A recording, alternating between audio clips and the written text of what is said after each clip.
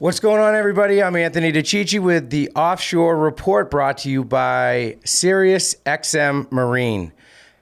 There's been kind of a lot going on, but also some weather issues. So I'm going to kind of start on the midshore side of things. Since I'm doing this solo this week, I don't have my partner in crime, Jimmy Fee, who's out fishing and starting his family vacation. So you get just Cheech today. I'm going to roll through the midshore report to start on the days that we've been able to get out, or boats that have been able to sail.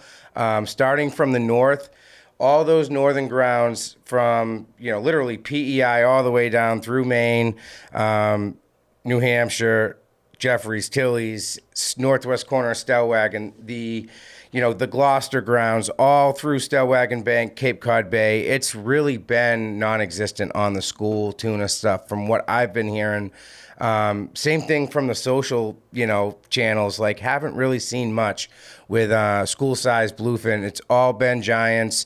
Moving towards P-Town, there's been boats that have gotten the occasional wreck fish. I had a buddy out there yesterday who reported that the striper bite was great, but no tuna to be had. There was a lot of boats, a lot of whales feeding. I saw some spotty reports of some wrecked fish from that Peaked Hill Bar to southwest corner side of things. But other than that, it's been non-existent on the wrecked fish out that way. From Peaked Hill Bar through the golf ball, again, spotty at best there. Where it starts to kind of pick up has been Crab Ledge has had some giants. Moving further east, the Sword, and further east of that has started to be where that mix of fish has been, furthest north, I guess. There's giants to wreck fish in that zone. They've been getting them on topwater. They've been getting them on jigs. They've been getting them on bait. There's been some massive poor beagles in that entire stretch too, that have been encountered. Some really, really big poor beagles, which is a very cool shark, a very tasty shark. Just adding to the mix out that way. So we kind of talked about going into the weekend, super excited last week in the report, and hope to have some firsthand information. And as we get further south, that's kind of where that will kick in. I know that south of the vineyard, from the claw out to like the inside fingers, it's been crawling with giants, as people have said. There's been a mix of fish in there. There's been some yellowfin. We ventured out on Sunday, Jimmy and I, with Captain Ed Hood, a tugboat captain, a buddy of mine, and his buddy Gerard, a 75-year-old savage. And we went looking for the jig bite south, and we started at the northwest corner of the dump. There was a good fleet working in there. The jigging conditions were tough. I want to say within the first hour, I jigged up a 56-inch bluefin on a squid-colored Shimano Shimmerfall. Got that fish in the boat, and then it was pretty clear that the conditions were getting tougher and tougher with a very strong current under the boat. So that means is we were getting really scoped out really quickly, and the jigging conditions definitely weren't ideal. The life kind of petered out, so we decided to move a little further north. Did that, and kind of reaped the rewards of a great jig bite there with a mix of both yellowfin and bluefin. We didn't get any yellowfin in there on the jigs. We went 2 for 3 on bluefin in that stretch. Jimmy got one. Captain Ed's buddy Gerard, 75 years old, hooks a bluefin, beats it in about a half an hour all by himself on spin. It was pretty impressive to see that happen. And then Jimmy rounded out our bluefin fishing by sticking a fish, getting into the boat, which we got some photos of and released. It was an awesome trip, but it got so much better. We decided to call it a little early and start heading for the barn, and the decision was like, hey, if we see something, we'll stop and fish it. So I'm sitting next to the captain. We're cruising right along, about 2 to 3 miles outside of the fleet. We both fixed our eyes on the horizon, and we saw some activity that seemed to me like feeding dolphin. They weren't really moving and porpoising. They were kind of circling and looked like they were corralling bait. So we pull up to that. Captain looks at his sounder and says, hey, it looks like we're marking tuna high. I'm not sure if those are porpoise, but they look like tuna marks. And I I went right for the popping rod. Fired a popper out there, a couple casts to the right of the boat, nothing. And then I saw a school of porpoise kind of moving from left to right, kind of going in front of the boat. I led that school. I had a Rapala Magnum explode popper, and I got it popping just behind the lead 1 or 2 dolphins, and all of a sudden it just got exploded on. And it was one of the coolest bites. It was like yellowfin comes up, smashes it, and then when I set the hook, it did like a Three Stooges act on the surface, kind of like an albie does, where it was going 100 miles an hour, it seemed like, on the surface, beating its tail so fast, shaking its head so fast that it was throwing a rooster tail. So my first time getting a bite on a popper, which was super unexpected and awesome, and then the fish sounded, and I pulled the hooks. So I let the popper float back up, 4 or 5 more pops, and I was like, oh man, I can't believe that just happened. Fire the very next cast in the same area, and it just got blown up on again. It sounded like somebody fired a cannon from just below the water with like a homemade silencer on it. It was the coolest sound.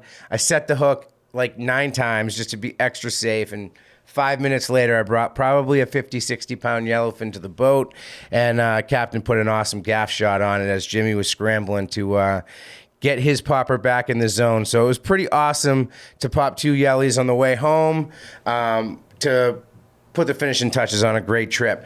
The very next day, Jimmy, Chris Megan, the On the Water crew head out with Captain Rob Taylor of Newport Sport Fishing Charters to do some filming, and they were rewarded with just an absolutely awesome day. Chris Megan started out the day with a super hot hand, jigging up, kind of with a sea bass style cadence, jigging up some bluefin and yellowfin in the mix. Got to the point where Captain Rob got in on the action.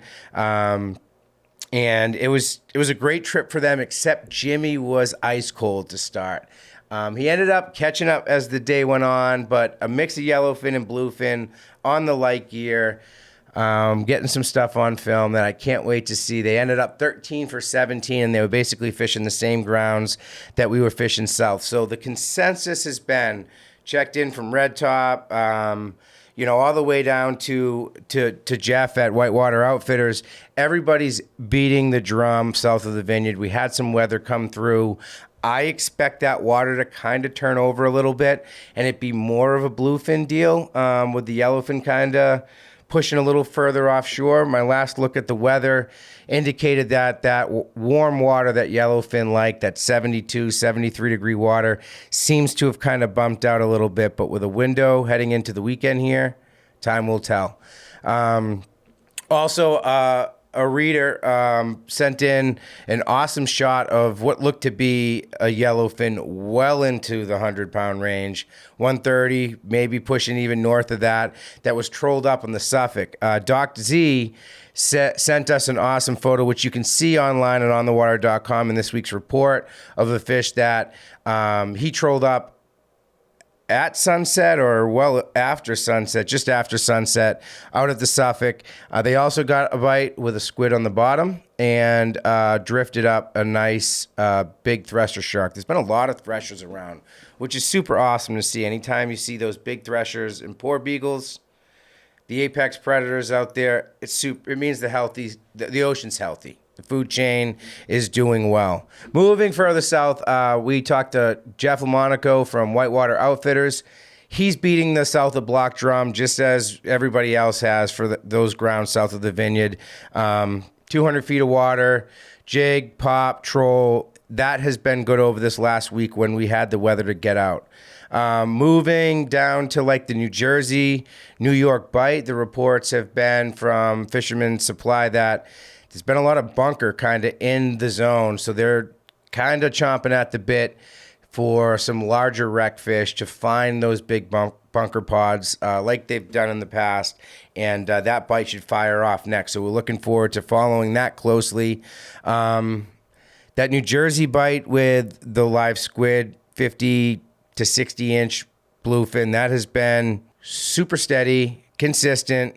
Those guys have had to leave the dock early, but the key has been getting the live bait, getting squid down there on the bottom and getting your bites that way. So yellowfin tuna, Jersey, I've been seeing some awesome posts on the running gun side of things with guys tripling and quadding up on yellowfin tuna, throwing poppers. The triple wrecks out to the Bacardi have had fish if you could get out there, and it's been pretty good. So that kind of wraps up the midshore report, and then we'll start from north to south on the canyon side of things. Talked to a good friend, very fishy dude, Kevin Gould. He fished the big game battle that's out of Slip 14, Nantucket Boat Basin, and that tournament was last weekend. He kind of had a tough run of it. He had yellowfin up to 100 pounds. The mahi fishing was okay. They were there. The yellowfin were there too, but they were very finicky. And then he figured out why when he started to, process his yellowfin on the deck, and they were loaded with shrimp. So that explains a super finicky bite on those fish. That tournament was taken down by Rainmaker. It's a 61 Garlington, I believe. And Kevin said that they probably had the points to win that tourney just with their awesome yellowfin and mahi scores. However, they slammed the door shut with 2 blue marlin and a white marlin to wrap things up and take down the win in that tournament. Alongside that area, that was kind of probably the Veach area. I had a buddy that was out in Veach, Matt Fronius, fishing his 30-foot Grady center console. And, I didn't go with him because I was fishing the inshore grounds on Sunday. He fished Sunday into Monday because that's when the window was. I hit him up on the inReach as I was coming home, and it seemed like it was pretty slow. However, the next morning I woke up to an awesome report at 1:30 in the morning. He ended up getting the job done on his first swordfish at night. It was a keeper, legal fish.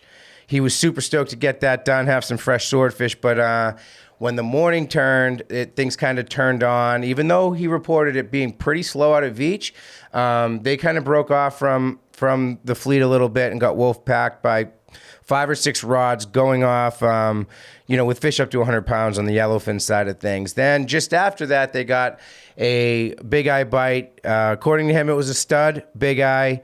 They fought it for about an hour and unfortunately pulled the hook right at the boat. So that was a bummer, but an awesome trip from them. If I know that crew, they went out there to dial in the deep drop for the first time, to add that to the repertoire of that boat's program. And him, Richie, and Ralph, all guys that I've fished with the exception of Ralph, actually, I guarantee that was a fun trip. Those guys are savages. They have a good time, which is pretty cool to see them adding the deep drop thing. They went 0 for 3 on the drifts.